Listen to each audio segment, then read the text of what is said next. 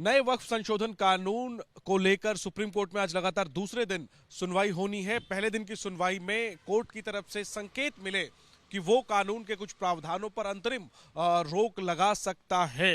हमारे साथ बातचीत करने के लिए जगदंबिका पाल जी हैं, बीजेपी के वरिष्ठ नेता, सांसद और वक्फ कानून को लेकर के जो जेपीसी बनी थी उसके चेयरमैन। पहले दिन जो सुनवाई हुई सर, चाहे वक्फ व यूजर को खत्म करने की बात हो, उस पर सवाल उठाए गए, वक्फ बोर्ड में गैर मुस्लिमों को जगह देने की बात हो, उस पर सवाल खड़े किए गए कोर्ट के द्वारा।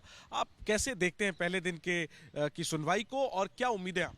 देखिए, अभी जो भी पिटीशन दाखिल की गई उनके वकील हों, उन वकीलों के द्वारा जो सवाल उठाए जा रहे हैं सुप्रीम कोर्ट पे, या जिस पे सुप्रीम कोर्ट पूछ रही है कि चाहे वक्फ बाय यूजर के सवाल पे हो, या वक्फ बोर्ड में गैर मुस्लिम को रखने की बात हो, या अगर कोई डिस्प्यूट है गवर्नमेंट में और वक्फ प्रॉपर्टी में, तो कलेक्टर की भूमिका के बारे में है।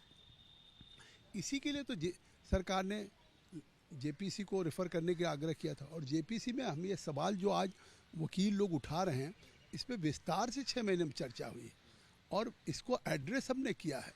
आज जो कहा जा रहा है कि वक्फ बोर्ड में जो सुप्रीम कोर्ट के बिंदु उठाए, उसका सरकार की तरफ से जवाब आएगा, जो भी उनके वकील खड़े होंगे। लेकिन हमने जो ये सवाल उठा था जब हमारे जेपीसी में कि साहब आप कैसे वक्फ बोर्ड में नॉन मुस्लिम्स को रख देंगे, तो ये सवाल बार बार उठा रहे थे, चाहे ओवैसी साहब हो, चाहे कांग्रेस पार्टी हो। इसका क्या जवाब है? इसका जवाब ये है कि समय समय पे हमारे फैसले हुए हैं सुप्रीम कोर्ट से, हाई कोर्ट से, और सुप्रीम कोर्ट का फैसला है रामराज फाउंडेशन बनाम यूनियन ऑफ इंडिया, और उस फैसले में हुआ है कि ये विधि सम्मत एक निकाय है, ये धार्मिक संस्था नहीं है।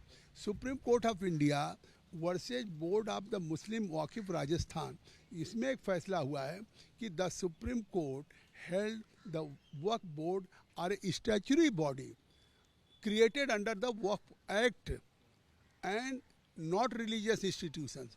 So it is already decided, even though the deal with the Waqf property. तो जब सुप्रीम कोर्ट में हुआ है, इसी तरह से तमिलनाडु में फैसला हो चुका है, दिल्ली हाई कोर्ट में भी फैसला हुआ सैयद शाह मोहम्मद वर्सेज में, इसी तरीके से कर्नाटका स्टेट बोर्ड ऑफ वक्फ बनाम नज़ीर अहमद में हुआ है। तो जब तमाम देश के हाई कोर्ट्स में और सुप्रीम कोर्ट्स में कई बार ये फैसला हो चुका है कि Waqf board is a statutory body, executive body, it is not a religious body, though it deals with Waqf property. तो अब अगर कोई प्रशासनिक बॉडी होगी and it is created by the Waqf act, तो उसमें प्रशासनिक अधिकारी रहेंगे। तो क्या वहाँ फिर जब कोई सरकारी बॉडी है और उस एक्ट में, तो केवल अगर हिंदू को डील करेगा तो हिंदू ही रहेगा, मुस्लिम अधिकारी नहीं हो सकता है, मुस्लिम को डील करेगा तो हिंदू। तो इसलिए तो एड्रेस हो चुका है, और इसको हमने नहीं एड्रेस किया, सुप्रीम कोर्ट और हाई कोर्ट ने एड्रेस किया समय समय पे। इसलिए तो इससे साफ है कि जो बिंदु उठा रहे हैं उसका जवाब आना चाहिए। लेकिन ऑलरेडी इस एक्ट में क्लियर है कि जो हमने किया वो सुप्रीम कोर्ट हाई कोर्ट के फैसले पे किया। और वक्फ व यूजर खत्म करने पर भी सवाल उठे, वकीलों ने भी उठाए और फिर सुप्रीम कोर्ट की तरफ से भी सवाल। नहीं, अब देखिए, जो वकील सवाल उठा रहे हैं उस पर पूछा जा रहा है, सुप्रीम कोर्ट से पूछना वाजिब है। लेकिन वकील हमारे जो सिब्बल हों चाहे वो हों, वो तो गुमराह कर रहे हैं, लगता है बिल नहीं पढ़ा उन्होंने। जो हमने वक्फ बाय यूजर ख़त्म किया है, ये रिट्रोस्पेक्टिव इफेक्ट में नहीं ख़त्म किया है। और रिट्रोस्पेक्टिव इफेक्ट में जैसा सवाल सुप्रीम कोर्ट सम्मानित सर्वोच्च न्यायालय ने पूछा है कि भाई 200 साल पुराना अगर कोई वक्फ बाय यूजर में मान लिया है और डीड नहीं है, तो क्या वो चली जाएगी? बिल्कुल नहीं जाएगी, चाहे 200 साल, 50 साल, 10 साल पहले हो। अब फ्यूचर में हमने इसको प्रोस्पेक्टिव किया कि अब जो भविष्य में वक्फ होगा उसका डीड होना चाहिए, और भारत सरकार के अल्पसंख्यक मंत्रालय पे उस पर वामसी पोर्टल पे 6 महीने में उसका रजिस्ट्रेशन होना चाहिए, अपलोड होना चाहिए, जिससे कि वक्फ की प्रॉपर्टी ये सुनिश्चित तो हो सके, सरकार के पास लेखा जोखा तो रहे।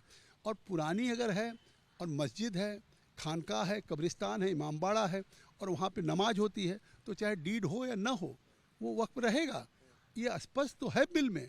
अब क्यों कपिल सिब्बल, अभिषेक मनु सिंघवी इस तरह से गुमराह कर रहे हैं, लेकिन इसका जवाब सरकार की तरफ से आएगा।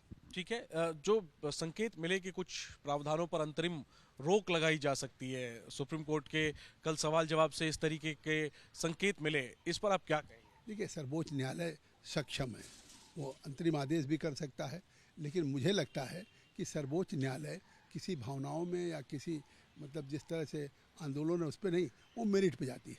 जो पिटिशनर्स के वकीलों ने सवाल उठाए हैं उन्होंने आज सरकार के पक्ष की तरफ से भी सुनवाई करने का अवसर दिया है, तो इससे साफ है कि दोनों पक्ष को सुनना चाहते हैं। तो अब जैसे कह रहे हैं कि साहब कि अगर कोई डिस्प्यूट होगा तो कलेक्टर कैसे फैसला कर लेगा, तो इसमें भी अब शेख मनीष सिंघवी चाहे जितने वकील खड़े हो रहे हैं, कपिल सिब्बल जी गुमराह कर रहे हैं। अरे हमने जेपीसी में हमने अमेंड किया, उसको सरकार ने स्वीकार करके अमेंडेड बिल जो आया है, अब उसमें कलेक्टर को फैसला करने का अख्तियार नहीं होगा।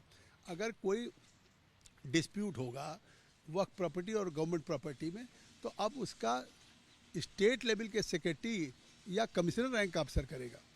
ज़िले में कलेक्टर रेवेन्यू रिकॉर्ड का एक तरह से कस्टोडियन है। पूरे ज़िले में आपकी किसी की सिविल प्रॉपर्टी उसके अगर आपको कोई कस्टोडियन है तो कलेक्ट्रेट में ही रखा जाता, लेकिन फिर भी इसको हमने एड्रेस कर दिया।